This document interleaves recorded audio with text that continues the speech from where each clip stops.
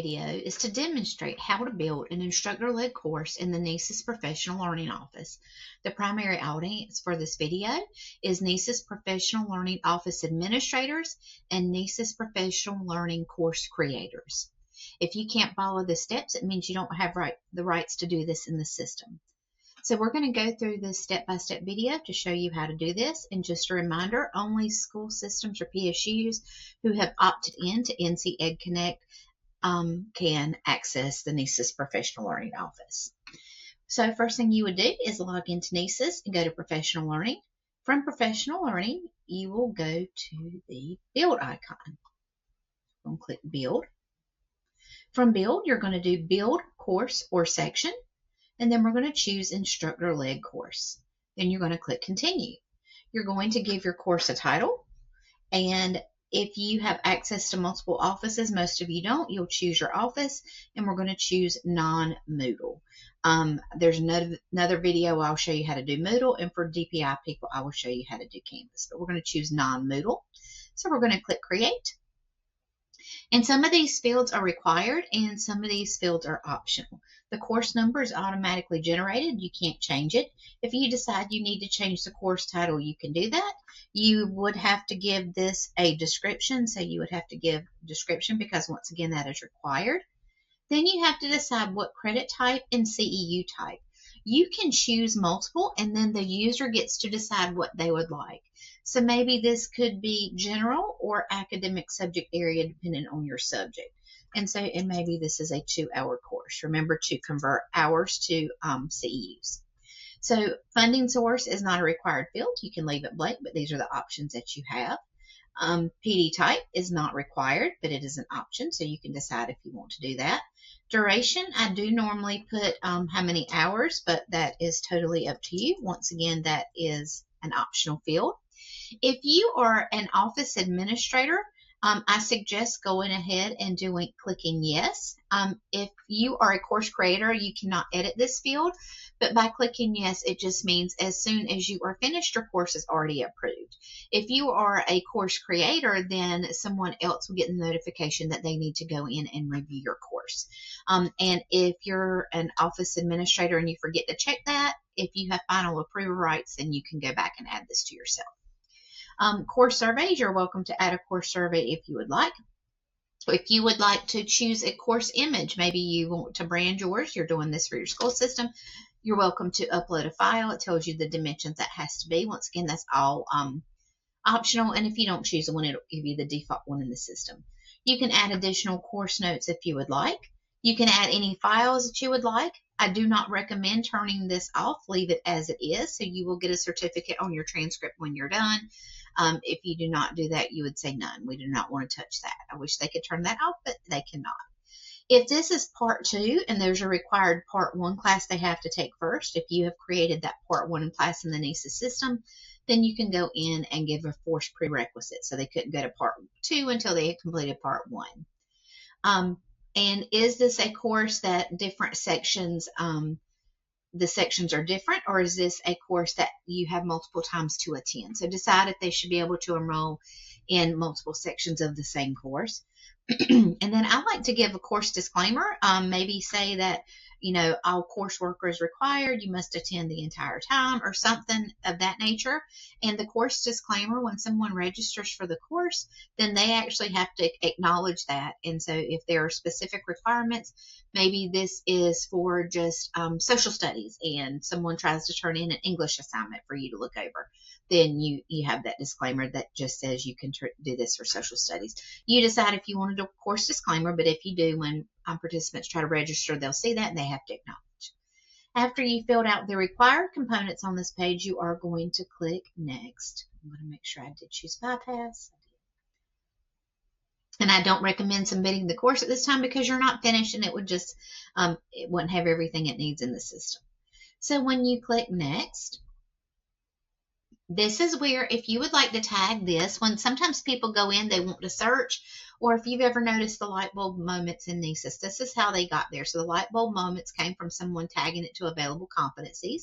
So if you were to come in here, You can choose the competency you would like to connect this to in the system. So if you choose the teacher evaluation process, we recommend you also choose the teacher abbreviated process, because they're two separate things in the system, even though they both have standards 1 and 4.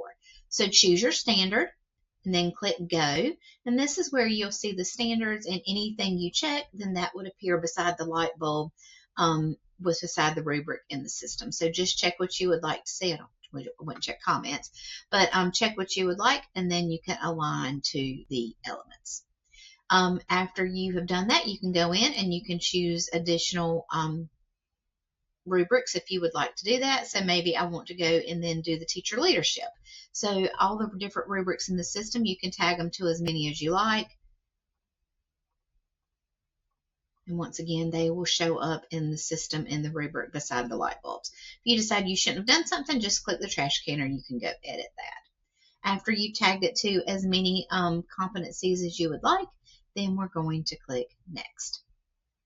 This is where you can align it to like different subjects. So you can go in, tag it to different things here. I know I'm managing the NCEES system, so I'm going to tag it to that. But those are your options that you can tag it to. You can tag it to as many as you'd like, and that might help if someone is going in and looking for courses that might help meet their goals and their needs. After you finish that, click next. It's going to give you your default location of your entire PSU. So if you are happy with your entire PSU, you don't need to do anything for location. If you want to just target this to just high schools or just elementary schools or certain people or certain locations, then you can manage location. This is going to go away. Manage your location, and then this is where you can pick and choose what individual schools you would like to assign it to. So maybe I don't want to assign it to everyone, but you can pick and choose, or you can assign it to all. So if you want to do that, you can assign it. And this is the one time you don't have a next, so you do have to go back to visibility management, but it's going to default to your location. If you want to restrict this to certain users, I do recommend using caution with this, because a lot of times people have different roles in payroll, and those restricting the users will come in dependent on what their payroll budget codes are. So I use this sparingly. So just wanted to make that note that not everyone has the same budget code. So payroll has certain rules they have to use. So be careful when restricting. After you've looked, if you've decided you need to restrict it anyone, then you click next. And this is where you can add resources. So maybe you need to have to connect it to this website, or maybe you have a digital book you want to include. You can link websites, videos, you can have a message board, you can link a book, some documents, or you could even link PowerSchool Help if you wanted to. But if maybe you wanted to link it to a website that has all the resources, like I said, a digital book, and these are your options. You can also upload something. There is a limit to the amount of size of something you can upload, but you can upload information and then people will be able to see it in the course. This is optional. You don't have to add anything. Okay, after you've uploaded your resources, then you can also sort. Maybe you want to put them in a different order and you want something to be first, second, third. After you have resources, then you can sort those. I'm going to click next. So this is where you're going to have to add a section. You have course details, but then you actually manage the roster and course times and everything in the section. So everybody has to have a section. So we're going to click section. This is where you're going to give the section a name. A lot of times mine's the same name as course, and then click add section. You're going to go through the list, and the course section you can't edit. You can change the name if you would like. Notes are optional. You've already given course detail description, but you don't have to add notes. If you want to put a contact person in here, you can. That's totally optional. It's just somebody they can contact if they have questions. If you want to do a section survey, you can do that. I do recommend giving instructors. If you give an instructor, they don't necessarily have to have roles in the PD office, but if you want someone on site to help manage the roster, take attendance and things like that, you can add someone as an instructor. All you have to do is click instructors and search for their name. There are some discussion boards you can enable in the NCEES system. You can also attach files. I'm actually going to add myself as an instructor, or the role I'm impersonating. I'm currently impersonating a site administrator. So I'm going to type in the name, check the box in front of the name. You can add one user and search again, or just add one user. And I'll show you where you can find that later on to help with the course. We're going to keep going through our section details. If you want to give the location, you can include that information here. So maybe it's held at a certain place. Then people will be able to see where the location of this is. You can include the address, the zip code. All of those are optional. But now you get down to the part that's required. So you have to give a maximum number of participants, so how many people can register. So think of your size of your location. When is the last day that someone can register? Just click the calendar, choose the date of the last day they can register. And then when do you want this to be released to the catalog? Do you want it just to be they have to register on site that day?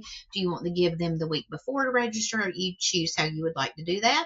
The default time is going to be 12 a.m., so it's going to default to that time.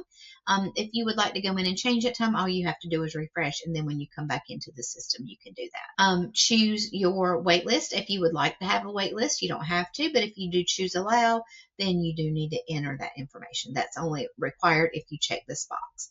Once you've filled out all of this information, and then you're going to go in and select your class times. So you're going to need your class times so you can take attendance.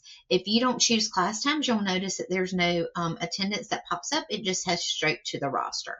So we're going to click add class times. You'll notice as soon as I click that, the attendance button pops up. You can select times. It's going to populate something, but you can go in and then you can edit any of those times that you would like. So since this was only a 2-hour course, I'm going to go in and change that to represent 2 hours. And so now you have your class time.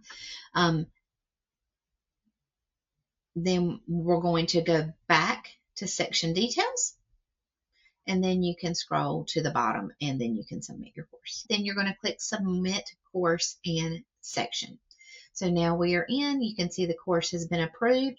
And since you added yourself as an instructor, anybody who's been added as an instructor will be able to see this course over here, and they will be able to see it. They'll be able to see future courses and closed courses.